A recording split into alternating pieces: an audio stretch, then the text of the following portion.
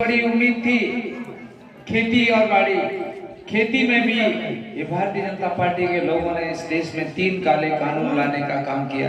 वो धन्यवाद दीजिए तमाम हमारे किसान यूनियन के लीडर्स को, जिन्होंने दिल्ली के सीमा बॉर्डर पर अनवरत रह के लगातार 11 महीनों तक आंदोलन किया।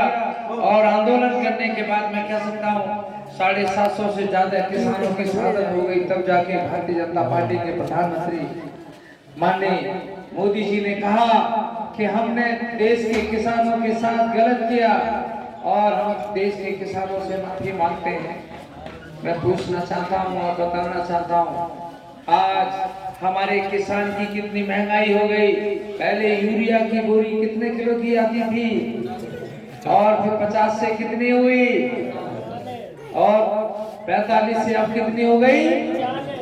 और पहले गैस का सिलेंडर कितने का आता था और अब कितने का हो गया, 1100।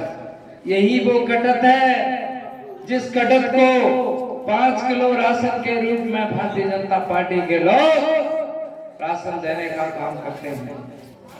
मैं कहना चाहता हूं और बताना चाहता हूं और बड़े गर्व से भारतीय जनता पार्टी के लोग कहते हैं इस देश की हम 80 करोड़ आवाम को राशन देने का काम करते हैं। ये कभी नहीं कहते कि इस देश की 80 करोड़ जो बच्चे हैं, जो 80 करोड़ आवाम हैं उसके बच्चे हैं, उन बच्चों को मुफ्त में शिक्षा देने का हम काम करते हैं। ये कभी नहीं कह सकते इस देश के 80 करोड़ जो किसान हैं, उन किसानों ने जो अपनी खेती और खेती के लिए जो कर्जा ले रखा है और कर्जे में आज हमारे किसान आत्महत्या करने जा रहा है, ये कभी नहीं कह सकते हम किसानों को जो कर्ज है उसको माफ करने का काम करते हैं।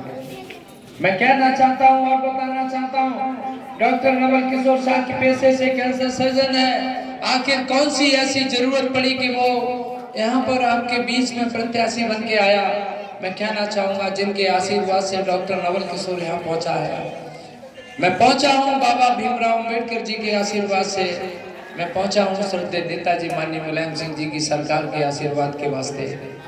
और बताना चाहता हूँ कि हम भी चाहते हैं कि जो किसान का भविष्य तो बर्बाद कर दिया और हमारे नौजवान का भविष्य भी भारतीय जनता पार्टी ने बर्बाद कर दिया। अगर हमने और आपने अगर इस समय सही निर्णय नहीं लिया तो हमारे जो छोटे छोटे बच्चे बैठे हुए हैं, इन बच्चों का भविष्य भी भारतीय जनता पार्टी बर्बाद करने का काम करेगी।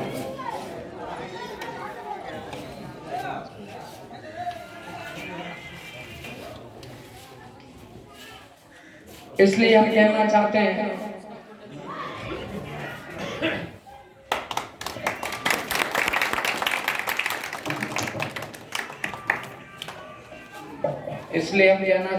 कि 2024 का बड़ा महत्वपूर्ण चुनाव है और ये लोकतंत्र का पर्व है।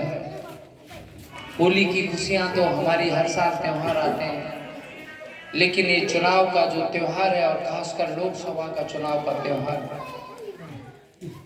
ये चुनाव देश के लिए होता है। और इस चुनाव में अगर हमने सही निर्णय नहीं ले पाया तो मैं दावे से कह सकता हूं कि हम 5 साल परेशान और बर्बादी का रास्ता तय करने का काम करेंगे। और इसी चुनाव में अगर हमने सही निर्णय ले लिया, मेरी माताएं और बहनें जो धूप में डॉक्टर नवल किशोर को सुनने के लिए बैठी हैं, मैं दावे से कह सकता हूं इन माताओं और बहनों ने अगर साइकिल बटन दबा दिया तो दावे से कह सकता हूं 5 साल आपके बच्चों को अच्छी शिक्षा मिलने का काम करेगा। और सही निर्णय दे दिया तो 5 साल हमारे किसानों की आमदनी भी 2 गुनी 4 गुनी करने का काम करेगा। इसलिए हम कह देना चाहते हैं और पूछना चाहते हैं, क्योंकि बाबा भीमराव अम्बेडकर जी के संविधान के कारण हम और आप आगे बढ़ने का काम किए। पहले तो हमें लगता था, जब हम MBBS कर रहे थे, मुझे लगता था कि 10 घंटे के बजाय हम 12 घंटे पढ़ लेंगे, MS की परीक्षा में टॉप कर लेंगे। हमने तो टॉप कर लिया और टॉप करने के बाद किंग जॉर्ज मेडिकल कॉलेज से मैं सर्जन बन गया। लेकिन हकीकत में जब जिंदगी में मैं आया तो मैंने देखा और पाया कि मेरी अपनी ये ताकत नहीं थी, ये ताकत थी बाबा भीमराव अम्बेडकर के संविधान की, बाबा साहब भीमराव अम्बेडकर जी की, जिस संविधान के चलते हम यहाँ तक पहुंचे। इसलिए हम कहना चाहते हैं कि वही संविधान आज खतरे में है। इस देश के संविधान को बचा लेना, और ये संविधान अगर नहीं बचा, वैसे भी जो संविधान में हक और अधिकार मिले थे, लगातार 75 सालों में धीरे धीरे जो भी सरकारें आई, उन सारी सरकारों ने उस संविधान में अमेंडमेंट करके हमारे और आपके हक और अधिकारों को खत्म करने का काम किया। एक अधिकार बच गया है अभी, और वो अधिकार है हमारे वोट देने का अधिकार। सोचो 2024 में अगर भारतीय जनता पार्टी अगर आ गई तो इस देश में चुनाव होना बंद हो जाएंगे, और जब चुनाव होना बंद हो जाएंगे तो हम और आपके लिए जो संघर्ष किया हमारे महापुरुषों ने, फिर से उसी दौर में पहुंच जाएंगे। इसलिए हम कह देना चाह रहे हैं और पूछना चाहते हैं, क्या डॉक्टर नवल किशोर को आशीर्वाद इस बार देने का मन बनाया है या नहीं बनाया? सारे लोगों ने दमदारी से नहीं हाथ उठाए, दोबारा से दमदारी से हाथ उठा। माताएं और बहनें क्या कह रही है? धूप में बैठी, आशीर्वाद मिलेगा तो हाथ उठा के बता दो। मुझे वैसे ही मालूम है कि धूप में बैठी हमारी माताएं और बहनें जब डॉक्टर नवल किशोर को सुनने आई हैं तो वो आशीर्वाद देने के मन बना के यही होंगी।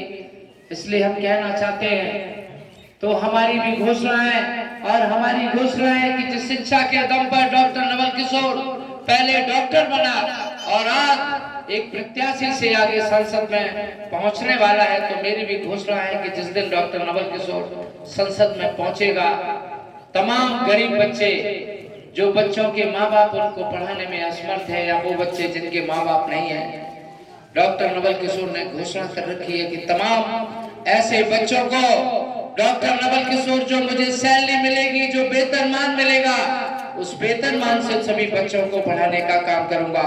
और जरूरत अगर मुझे पड़ी इन बच्चों को देश और विदेश में भेजने की, तो डॉक्टर नवल किशोर बच्चों को देश और विदेश भेजकर उनको पढ़ाने का काम करेगा। इसलिए हम इस बार कहना चाहते हैं और बताना चाहते हैं, जहां हम आपके बच्चों की शिक्षा तो देने का काम करेंगे, लेकिन शिक्षा के साथ सोचो डॉक्टर नवल किशोर जब दिल्ली की संसद में पहुंचेगा, मैं वादा कर रहा हूं इन बच्चों की शिक्षा के साथ में फर्रुखाबाद के लोगों का मान और सम्मान उस लोकसभा से पूरे भारत देश में फैलाने का काम करेगा। इसलिए हम बहुत बहुत धन्यवाद देते हुए आपके चरणों में अनुरोध करते हैं कि इस बार 2024 में कोई गलती नहीं होनी चाहिए, और जिस दिन वोट डालने जाना उस दिन अपने बच्चों का मुंह देख के जरूर जाना। और जब बच्चों का मुंह देखोगे तो उन बच्चों के चेहरे में डॉक्टर नवल किशोर साहब और आदरणीय अखिलेश यादव जी और इंडिया गठबंधन दिखाई देगा। इसलिए इस बार साइकिल का बटन दबा देना और डॉक्टर नवल किशोर को भारी से भारी मतों से जिता देना, यही अनुरोध आप लोगों के बीच में डॉक्टर नवल किशोर करने आया है। बोलिए लोकतंत्र के साचे दरबार की, माननीय अखिलेश समाजवादी पार्टी जिंदाबाद। बहुत बहुत धन्यवाद।